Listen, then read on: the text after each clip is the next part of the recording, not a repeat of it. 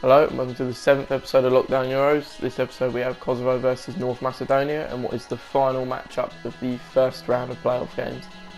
You can see the team there, there's a little inform Elmas in there. I didn't know who he was, but he must be Macedonia's prodigal son along with Enes Bardi. And then Kosovo have grown recently, especially recently. They've actually proved to be quite a solid side with Rashika and Berisha and players like that, versus Selena at Swansea.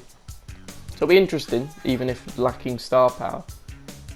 And Pandev gets in the box here. It's a great save from the keeper, and Rashika goes to the rebound, and somehow he gets to that too. So fair play to the keeper there.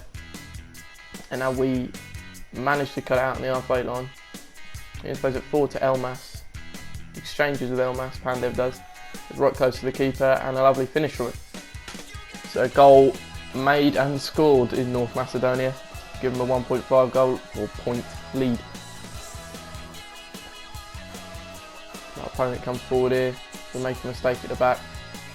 I think I've done enough for the bronze centre back, have not, but a good save by Muric's feet. He picks up the loose ball.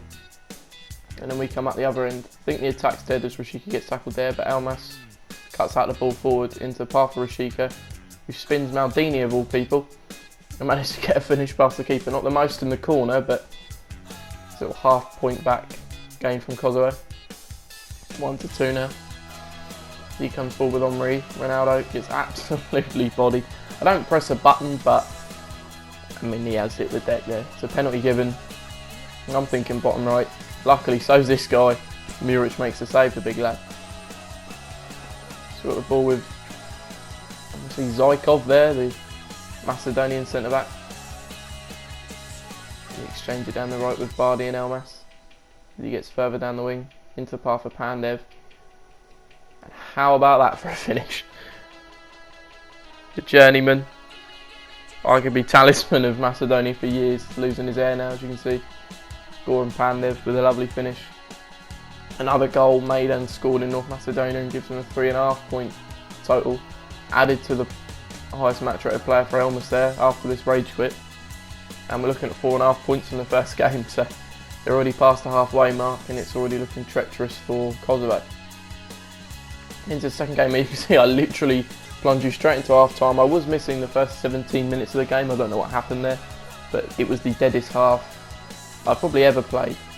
The whole game kind of battled in midfield. The odd getting to final third only to be tackled instead of a shot anyway. You can see Marco Asensio there missing in the action apparently according to EA. And you'll see from the stats here just how stale it was. As they flash up briefly here, 2 shots, none on target. 1 shot, none on target. Equal possession. It really was just a complete lack of a spectacle. Now I get in behind here. Trying to shift onto Rashika's right, but he reads it and blocks it. Falls back to Rashika. I try and get into the box again, but he tackles. And he then moves down the right with Vasquez. Moves it onto Politano, into Rodrigo. He gets even further down the right. Does manage to pull it back. I think I've got 3 people around the... I think it's Politano in the end who shoots, yeah, but he somehow still squeezes it around past the keeper. Now I think I'm offside here and absolutely lash it. Judging by that goal kick decision, I was not. It's a big error and a chance to get some points and not lose this game, not that that matters too much. Wasted. We get down the right here, Rashika now, poor touch. Falls back to Bardi into path of Elmas. Pandev give us... No. Good save. So again we go down the right, it seems to be our preferred side at the moment. Get centrally to Elmas, back into the path of Selena. He's not good enough finish shot on his left foot, which I can only assume is his weaker foot. We get another chance to get the ball in the box here. They pull it back to Elmas again, forward to Pandev.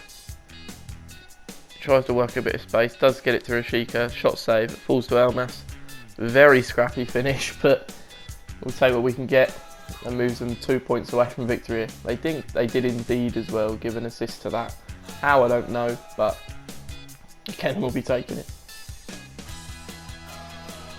We move on to the match rating here. Eventually, after a long showing of Elmas and PK. And it goes to Elmas, can't be surprised as he got our only goal of the game and not much else happened. Moves them a point away from victory. It's looking like an almost whitewash here from North Macedonia.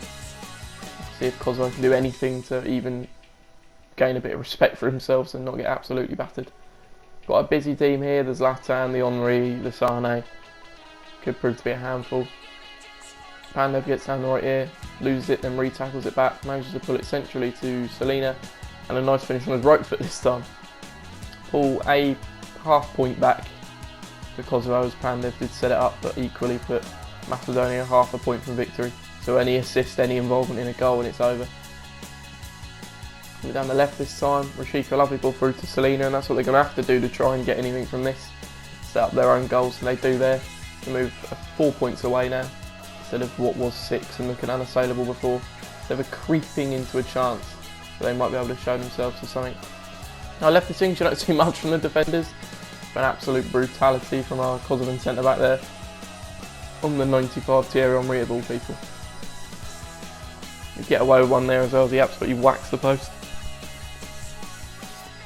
And it's our turn to come forward now. There's Ristovski down the right. He's close to the bar as possible, sees the pull back to Selina, and he absolutely lashes it home. As good as that is for Kosovo, that is the win for Macedonia with the Ristovski assist. So that's that. North Macedonia win and they move on to the next round, which is against the Georgian team who managed to get a bye due to the lack of Belarus players.